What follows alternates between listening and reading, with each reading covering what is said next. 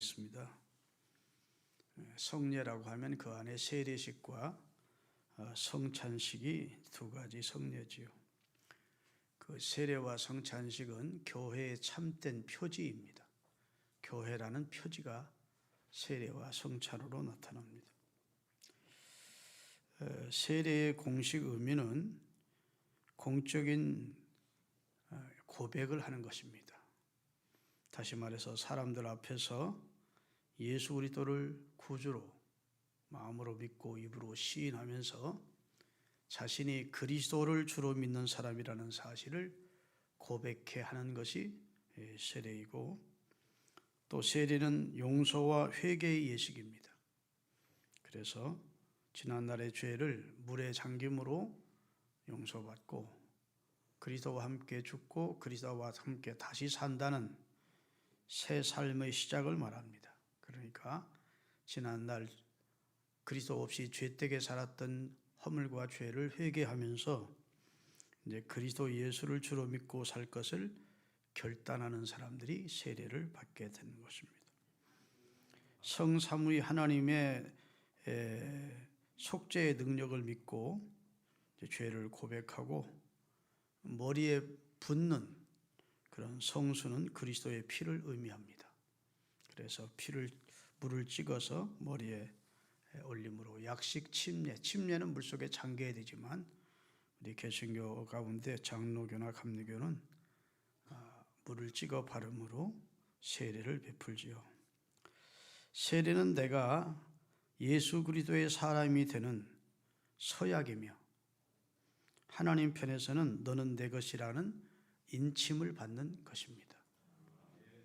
그래서 마가복음 16장 16절에 믿고 세례를 받는 자는 구원을 얻을 것이요, 이렇게 되어 있어요. 다 같이 읽겠습니다. 믿고 세례를 받는 사람은 구원을 얻을 것이요, 믿지 않는 사람은 죄인이라는 하나님으로부터 용서를 못 받아서 정죄를 받고 살다가 죽을 것이다.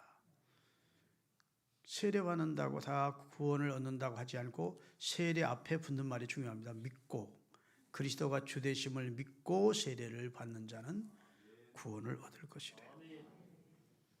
그래서 예수님은 승천하시면서 그의 사랑하는 제자들에게 유언격으로 너희는 가서 모든 족속으로 제자를 삼아 아버지와 아들과 성령의 이름, 곧 성삼위의 이름으로 세례를 주고 내가 너희에게 분부한 모든 것을 가르쳐 지키게 하라, 이렇게 명하셨고, 죄를 범한 것을 뒤늦게 깨닫고 우리가 어찌할꼬 하고 질문하는 백성들을 향해서 베드로가 너희가 각각 회개하여 예수 그리스도의 이름으로 용서함을 받고 세례를 받으라.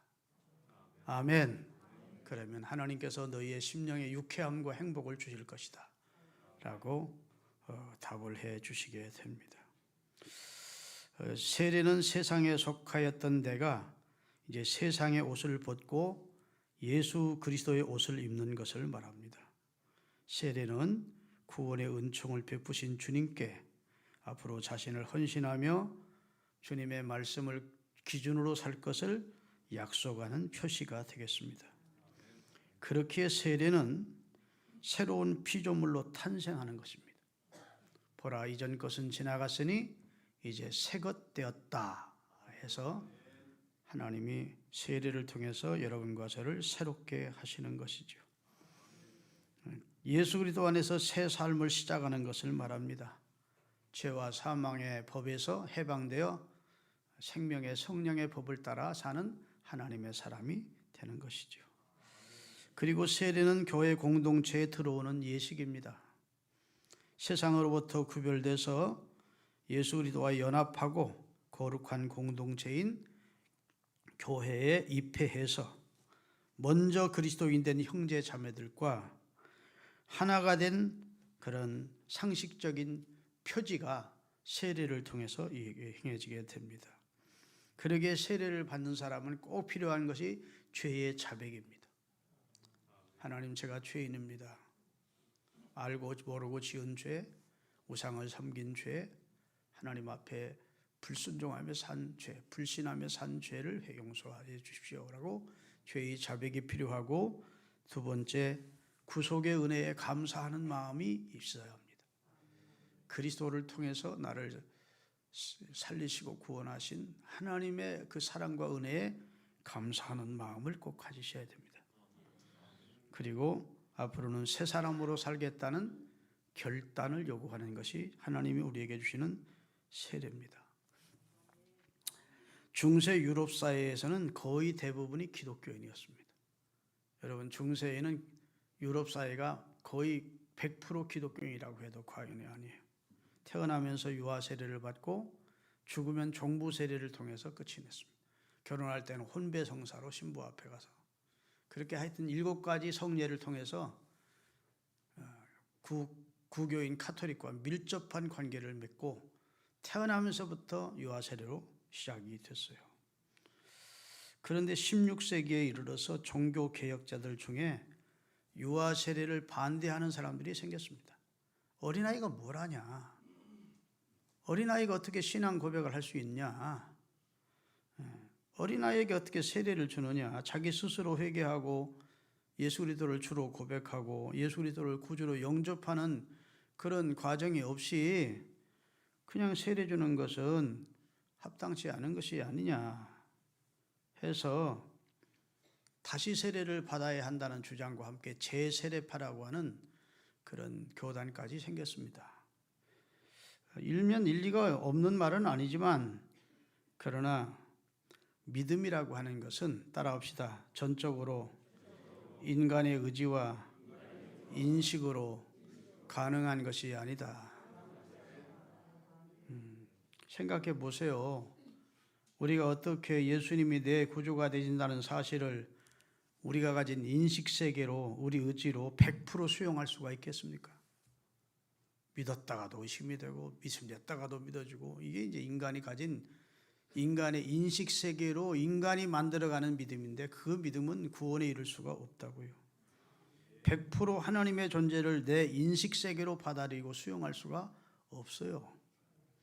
사실 우리가 지금 가지고 있는 이 믿음조차 우리의 의지와 인식의 결과가 아니고 하나님의 은혜의 선물입니다.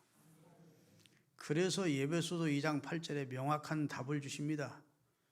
너희가 그 은혜를 인하여 믿음으로 말미암아 구원을 얻었는데 이 믿음이 너희에게서 난 것이 아니야. 너의 의지로 너의 인식세계로 이 믿음을 갖게 된 것이 아니고 네가 예수 그리스도를 구주로 믿는 믿음을 가지고 있다는 것은 하나님의 선물이다.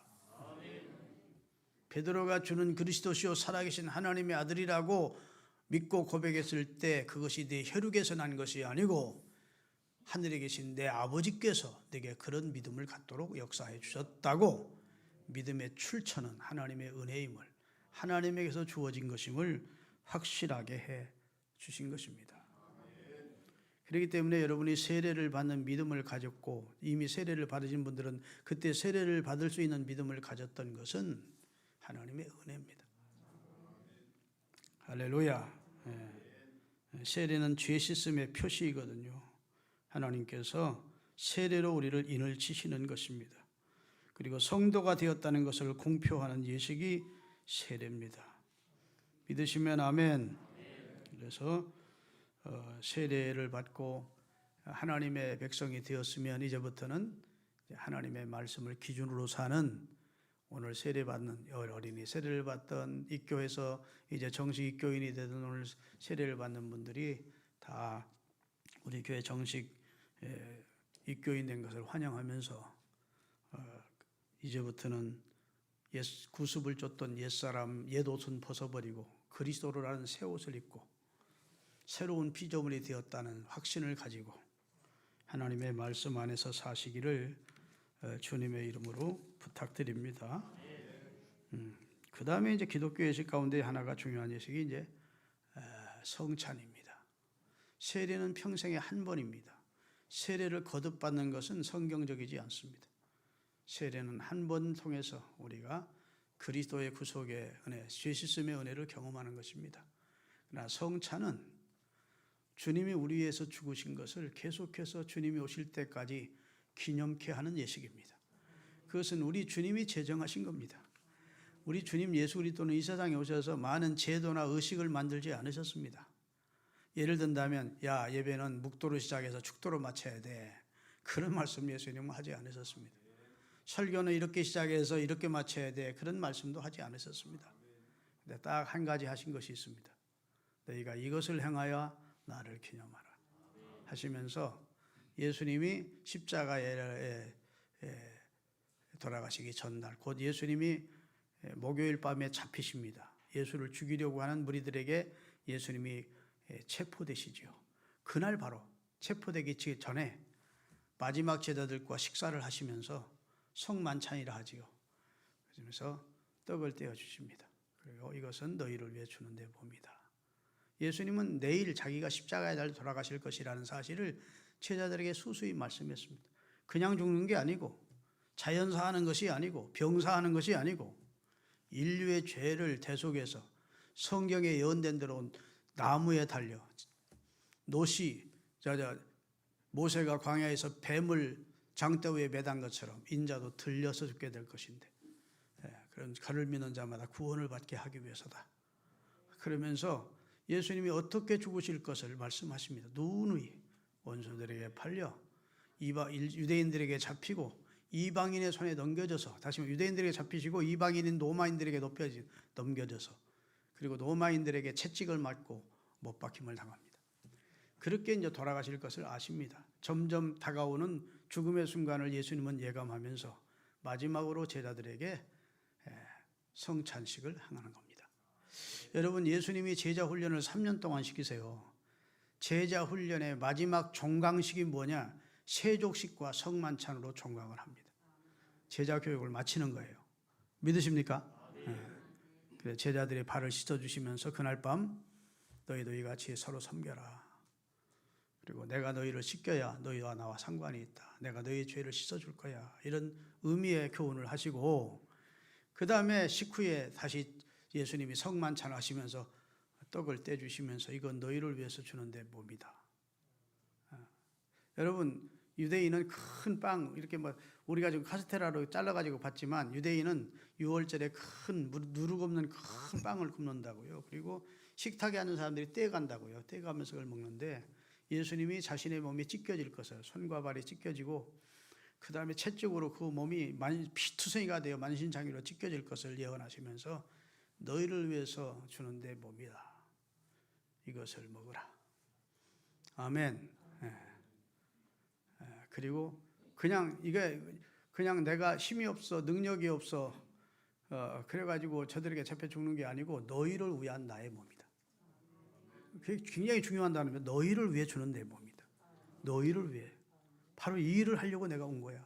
난 섬김받으러 온 것이 아니고 도리어 너희를 섬기려 하고 많은 백성의 죄를 대신하여 대신 죽어주려고 왔더라고.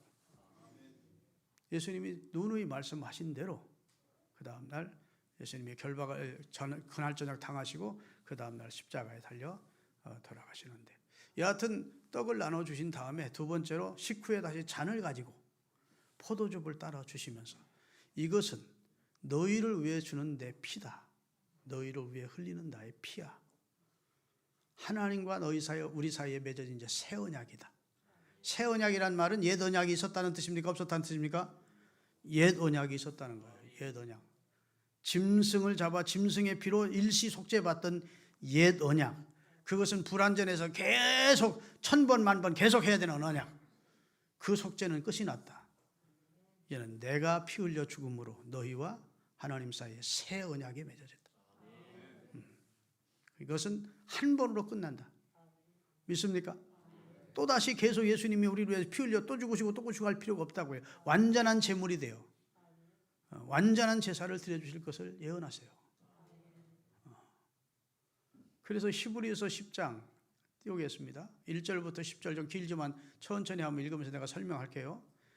율법은 장차 올 좋은 일의 그림자일 뿐이요. 율법은 그림자래요. 율법은 실체가 아니래. 그림자래. 그림자. 그 다음에 참 형상이 아니므로 해마다 드리는 제사로는 주께 나오는 자들의 언제나 온전하게 할 수 없느니라. 율법 제사 가지고는 사람을 온전하게 속죄할 수 없다. 그것은 그림자, 형상, 모형, 그냥 예행 연습하는 것과 같다. 그 다음에 2절. 그렇지 아니하면 섬기는 자들이 단번에 정결에 다시 죄를 깨닫는 일이 없으리냐.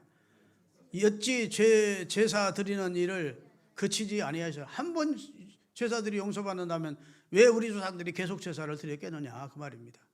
그러나 이제 이 제사는 들에는 해마다 죄를 기억하게 하는 것이 있으나니 이는 황소와 염소의 피가 능히 죄를 없이 하지 못하니라. 그때 짐승 제사로는 완전한 속죄는 안 된다는 겁니다. 그러므로 주께서 세상에 임하실 때에 이르시되 하나님이 제사의 예물을 원하지 아니하시고 오직 나를 위하여 한 몸을 하나님이 하나님 자신을 위하여 진짜 제물 하나를 준비했다는 거예요.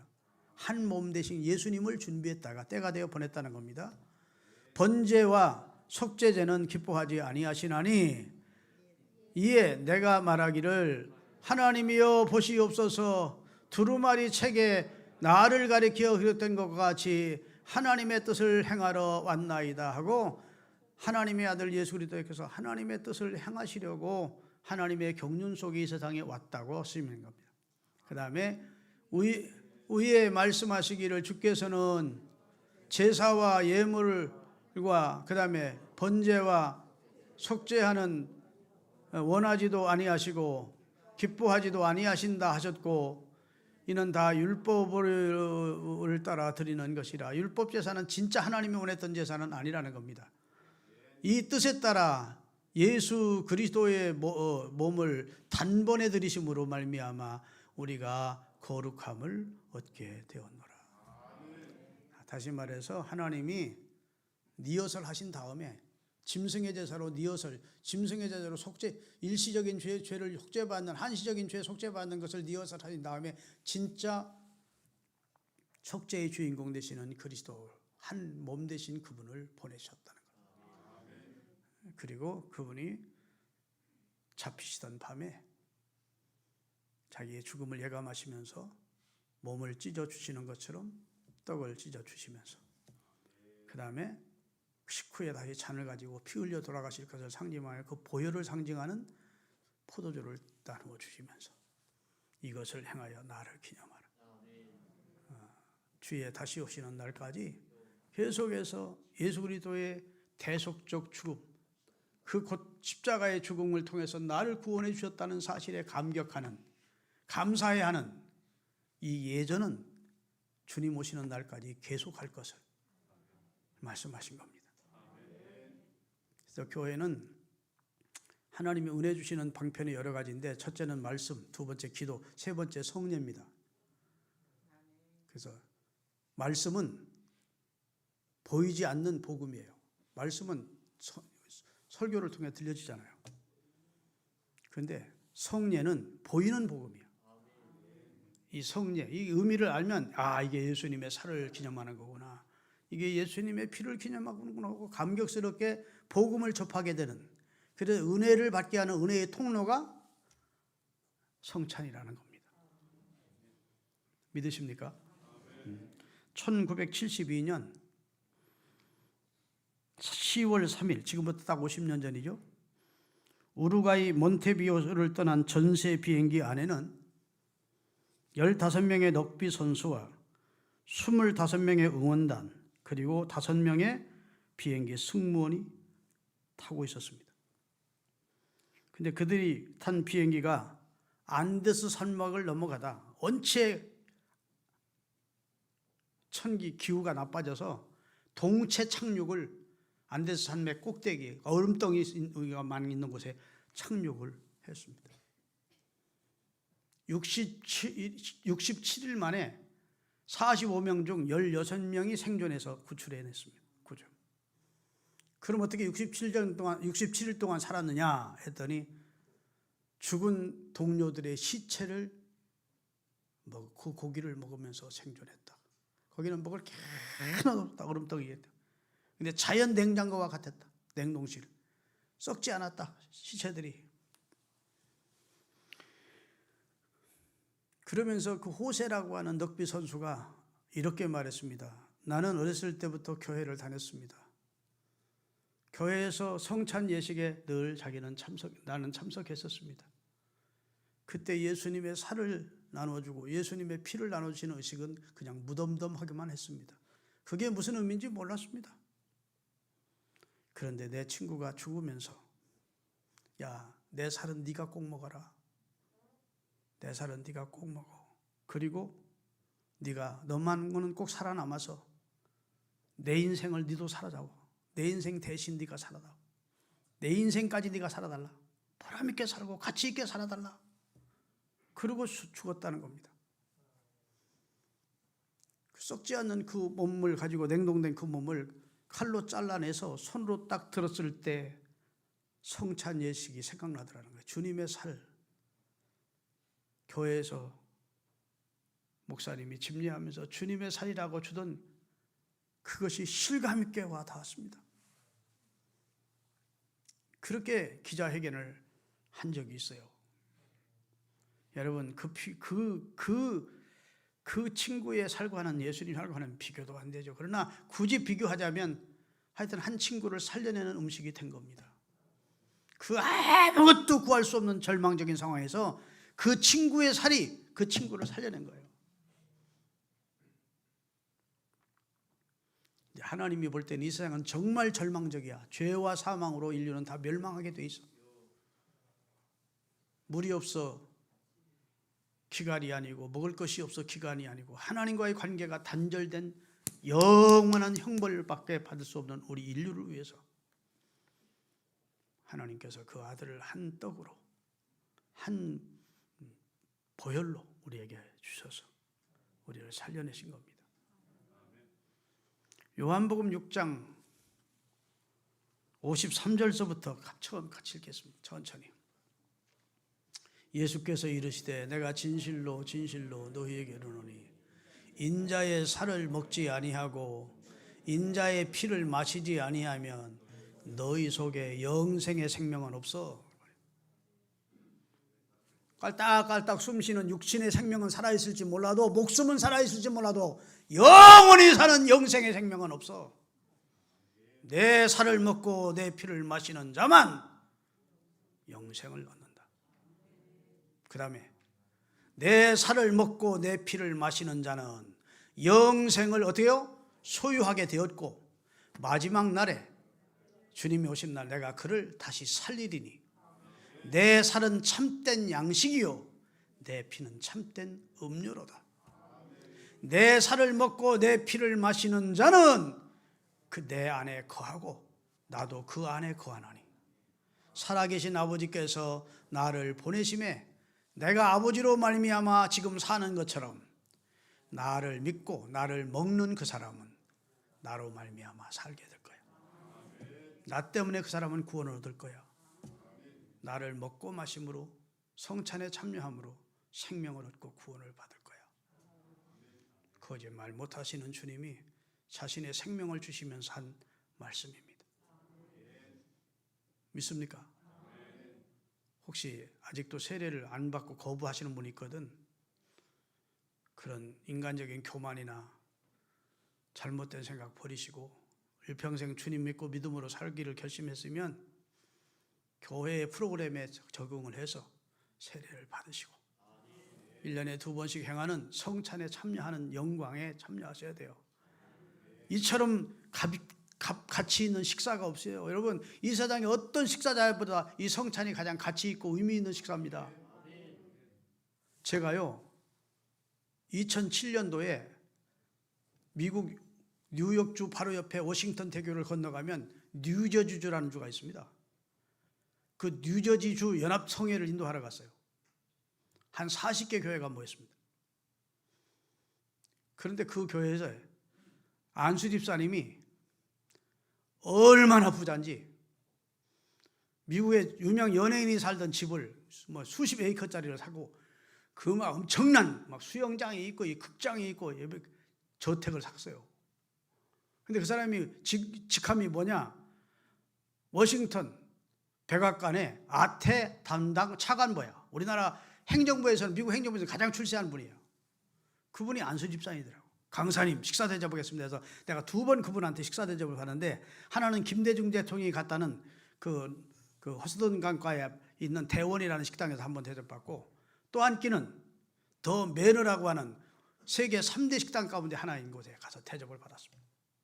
더 매너라는 식당을 갔는데 목사님 꼭 정장하셔야 됩니다 그래요. 정장 안 하면 입장 자체가 안 되고, 옛날에는 유색인종은 무조건 입장을 안 시켰대. 근데 지금 유색인종은 시키는데 정장을 하고 들어가야 된대. 만약 정장을 안 했으면 그 앞에서 주는 옷이라도 정장을 하고 입장이 된대. 가봤더니 얼마나 넓은 정원이 있고 진짜 대단하다. 거기서 얼마짜리 밥을 먹은 줄 아십니까? 2007년도에 12만 원짜리 100달러짜리 밥을 먹었어요. 목사님이 그런 음식 먹으면 됩니까? 내가 돈 낸 게 아니에요. 그 양반이 아무리 안 달라고 해도 목사님 한번 기념이니까 한번 드십시오.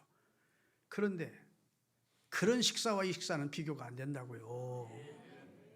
그것은 참 기가 막히게 차려놓은 음식일지 몰라도 의미적으로 보면 그건 한 끼 식사에 불과하고, 이것은 영생을 주는 떡이야. 영생을 주는 잔이야. 이 떡에 참여하심에 감사하면서 오늘 성찬을 대하시기를 바랍니다. 기도하겠습니다. 거룩하신 주님, 짐승을 잡아 제사하면서